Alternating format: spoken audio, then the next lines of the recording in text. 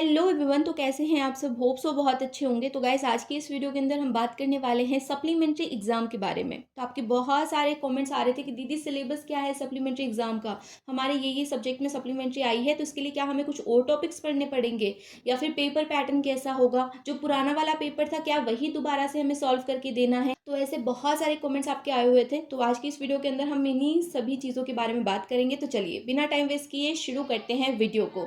तो सबसे पहले बात करते हैं सिलेबस की। तो बहुत सारे कमेंट मेरे पास आए थे कि दीदी क्या कुछ नया सिलेबस हमें पढ़ना पड़ेगा, सप्लीमेंट्री एग्जाम का सिलेबस क्या अलग होता है? तो नहीं, बिल्कुल भी नहीं होता है। जो आपने पहले सिलेबस पढ़ा था वही सिलेबस आपको पढ़ना है। अच्छा, मान के चलो कि आपके इंग्लिश में जो है सप्लीमेंट्री आई है, तो जो इंग्लिश का पुराना सिलेबस था वही आपको दोबारा से पढ़ना है, वहीं से जो है क्वेश्चंस आएंगे।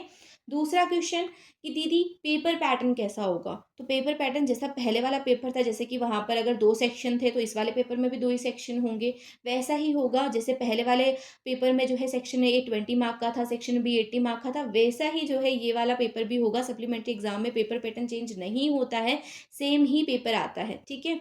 तीसरा क्वेश्चन कि जो पुराने वाले क्वेश्चन थे क्या वही सॉल्व करने हैं? तो ऐसा नहीं है। जो पुराने वाले क्वेश्चन है वो आपके इस वाले पेपर में नहीं आएंगे, इस वाले पेपर में नए क्वेश्चन आएंगे और वही क्वेश्चन आपको सॉल्व करने हैं। तो पुराने वाले पेपर में तो कचोरी खा लो, उसका कोई मतलब नहीं है, उसको जो है तुम भूल जाओ। ठीक है। अब नए क्वेश्चंस आएंगे और नए क्वेश्चन ही आपको सॉल्व करने होंगे। तो ये तो हमने बात कर ली पेपर पैटर्न के बारे में और सिलेबस के बारे में कि क्या पढ़ना है, कैसा पेपर आएगा, वो सब हमने यहाँ पे बात कर ली। अब सप्लीमेंट्री एग्जाम को क्लियर कैसे करना है, क्या गलतियां जो हमने पहले करी थी वो दोबारा नहीं करनी है। तो देखो भाई, सबसे पहले तो मैं ये कहूँगी, तुम्हें कुछ आए या ना आए, सारे ही क्वेश्चन को अटेम्प्ट करके आना है। कोई भी क्वेश्चन जो है छोड़ना नहीं है। अगर तुम्हें क्वेश्चन नहीं आ रहा है, अगर तुम्हें जो है उसका आंसर नहीं आ रहा है, तो आप देखो कि क्वेश्चन कौन से चैप्टर से लिया गया है, उस चैप्टर के बारे में लिख करके आ जाओ, उस चैप्टर का कोई भी टॉपिक लिख करके आ जाओ। लेकिन क्वेश्चन को जो है छोड़ना मत, सारे ही क्वेश्चन जो है अटेम्प्ट करने हैं। ठीक है। एक भी क्वेश्चन जो है छोड़ के नहीं आना है। सबसे पहले तो ये जो है बात गांठ बांध लो। ठीक है। दूसरा, रिप्रेजेंटेशन, कॉपी को कैसे रिप्रेजेंट करना है। देखो भाई, जो चेकर है वो आपको पर्सनली नहीं जानता है, उसे नहीं पता कि आप टॉपर हो, एवरेज हो, या फिर बिल्कुल ही खड्डे में गिरे हुए हो। वो आपके बारे में कुछ नहीं जानता। वो कैसे आपको जज करेगा? आपकी कॉपी के बेसिस पे आपको जज करेगा। आपने जैसा कॉपी में लिखा होगा उसके हिसाब से जो है वो आपको नंबर देगा।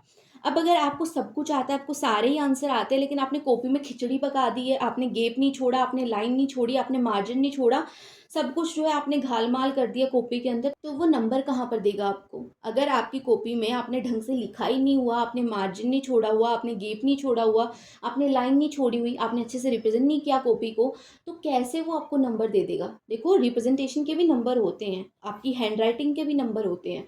अगर आपने कुछ भी नहीं लिखा है ढंग का, आपने सिर्फ जो है चैप्टर से रिलेटेड ही लिखा है, फिर भी आपने उसको अच्छे से रिप्रेजेंट किया है, ढंग से लिखा है, तो वो हो सकता है कि आपको नंबर थोड़े अच्छे दे दें। ठीक है। वैसे तो आपको 0 ही देने वाला था, अब आपकी इतनी मेहनत देख करके, साज सैया देख करके जो है वो आपको नंबर अच्छे दे दे, ये हो सकता है। ठीक है। मैं ये नहीं कह रही कि वो 100% ही होगा, लेकिन हो सकता है कि वो आपको नंबर दे दे। अगर आपने जो है कोई आंसर नहीं छोड़ा है, आपने सारे ही क्वेश्चन अटेम्प्ट करे, आपने जो मन में आया का मतलब ये नहीं कि भाई आउट ऑफ सिलेबस लिख करके आ रहे हो, हिस्ट्री के पेपर में जो है तुम हिंदी साहित्य लिख करके आ रहे हो, ऐसा नहीं बोल रही मैं। अगर आपका हिस्ट्री का पेपर है, आपको देखना है कौन से चैप्टर का क्वेश्चन है, आपने वही जो है लिख के आना है। अगर आपको आंसर नहीं आ रहा है तो वो आपको नंबर दे देगा। उसको लगेगा चलो ये वाला टॉपिक नहीं आता था बच्चे को, लेकिन बच्चे ने ओवरऑल चैप्टर पढ़ा था, उसको जो है नॉलेज है इस चैप्टर के बारे में, तो वो पूरे नंबर तो नहीं देखा। देखो, अगर आपने जो है उससे रिलेटेड लिखा है तो वो पूरे में से पूरे नंबर तो देगा नहीं, पर फिर भी जो है वो आपको नंबर दे देगा। इससे क्या होंगे? आपके नंबर बढ़ेंगे और जो है आपकी सप्लीमेंट्री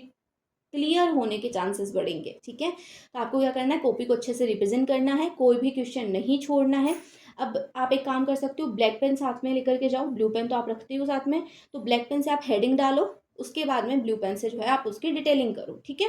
तो ब्लैक पेन आपको यूज़ करना है कॉपी के अंदर, उससे क्या होता है कॉपी थोड़ी सी नीट लगती है, और जहाँ पर लाइन की जरूरत है वहाँ पे लाइन छोड़नी है, ज़्यादा लाइनें भी नहीं छोड़नी कि भाई तुम हर एक लाइन लिख रहे हो, उसके बाद में 2 लाइनें छोड़ रहे हो, फिर एक लाइन लिख रहे हो, 2 लाइनें छोड़ रहे हो, ऐसे नहीं करना है। 3-4 लाइनें आपने लिखी, फिर उसके बाद में आप एक लाइन छोड़ सकते हो, वो थोड़ा सा अच्छा लगता है दिखने में, लेकिन आप एक लाइन छोड़ के एक लाइन लिख रहे हो, ऐसा आपको नहीं करना है। ठीक है। लाइन छोड़ने का भी जो है एक तरीका होता है, वो आपको फॉलो करना है। अब नेक्स्ट आता है कि हमें अपने आंसर को बड़ा कैसे दिखाना है। ठीक है। आंसर अगर हमें ज़्यादा किसी भी क्वेश्चन के बारे में ज़्यादा नॉलेज नहीं है, हमें थोड़ा सा ही उसके बारे में पता है, तो हम अपने आंसर को बड़ा कैसे दिखाएं? सबसे पहले आप क्वेश्चन पढ़ो, फिर आप देखो कि इसके आंसर में हम क्या क्या हेडिंग्स बना सकते हैं। आप आंसर को लिखने से पहले हेडिंग्स वहाँ पे लिख दो कि इन चीज़ों के बारे में मैं डिटेल में लिखूंगा। तो सबसे पहले जो है आप आंसर आंसर डाल के और हेडिंग्स लिख दो, उस पूरे आंसर की हेडिंग्स आप लिख दो, 4-5 लाइनों में आपने हेडिंग्स लिख दी एंड देन आप एक एक हेडिंग को फिर अच्छे से डिटेल में वहाँ पर समझाओ। ठीक है, ऐसे अगर आप करते हो तो आपका जो आंसर है वो दिखने में थोड़ा बड़ा लगता है और अच्छा भी लगता है।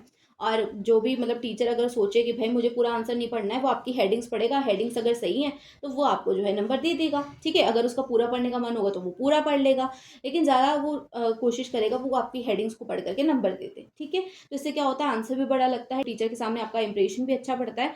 तो ये चीज़ जो है आपके बहुत काम आती है अगर आप इस टाइप से कॉपी को लिखते हो तो मार्जिन आपको छोड़ना है, सारे ही क्वेश्चन अटेम्प्ट करने हैं। देखो मैं सारे क्वेश्चन अटेम्प्ट करने के लिए इसलिए बोल रही हूँ क्योंकि अगर आप सारे क्वेश्चन अटेम्प्ट करते हो तो 2-2 नंबर तो वो हर एक क्वेश्चन में देगा ही देगा। ठीक है, तो इससे क्या होगा, आपके नंबर्स बढ़ेंगे। अगर आपने कोई क्वेश्चन अटेम्प्ट ही नहीं करा तो फिर तो 0 नंबर है, लेकिन अगर आपने किसी क्वेश्चन को अटेम्प्ट करा है तो 3-4 नंबर तो आपके बढ़ेंगे, तो 3-4 नंबर तो आपको देगा ही देगा। तो इससे क्या होता है, आपकी जो एग्जाम्स में नंबर बढ़ने के चांसेस ज़्यादा हो जाते हैं। तो ये जो चीज़ें हैं ये आपको करके आनी है, और जितनी भी गलतियां आपने पिछली बार करी थी उनको अवॉइड करने की कोशिश करना कि इस बार सप्लीमेंट्री एग्जाम आपका क्लियर हो जाए।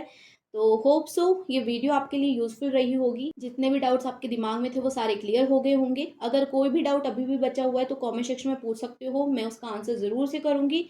तो that's all for today's video, मिलते हैं नेक्स्ट वीडियो में। और नेक्स्ट वीडियो किस टॉपिक पे चाहिए वो आप मुझे कमेंट सेक्शन में बता देना। तो bye, take care, keep watching, keep learning, love you all.